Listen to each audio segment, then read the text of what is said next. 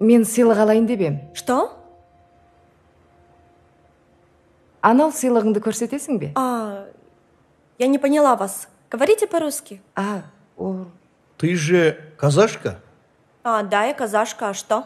Қазақтың қызы болсаң, дұрыстап жауап бермейсің бе? Я не понимаю по-казахски. Осы қалаға келсем, шет елге келгенде болам. Қайда барсам да бәрі орысша сөйлеп тұрады. Осындайда орысша білмегеніме ұялып қалам. Оған сен ұялма. Өз елінде жүріп, өзгелердің тілін білмеу ұят емес. Ал енді өз жерінде жүріп, өз ана тілін білмейтін мыналар ұялсын. Что вы говорите? Я не поняла вас. Мәңгүртпін десейші. Көке? Кім мангурт? Ничего себе, мангурт. Байкапселеніз.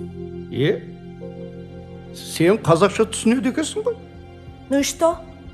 Қазақта мәңгүрттен қиын сөз жоқ. Оны жаттап алып, қалған сөздерді неге түсінбей тұрсың? Қойыншы, көке. Неге өз ана тілінде сөйлемейсің? Қай тілде сөйлесемде өзім білем.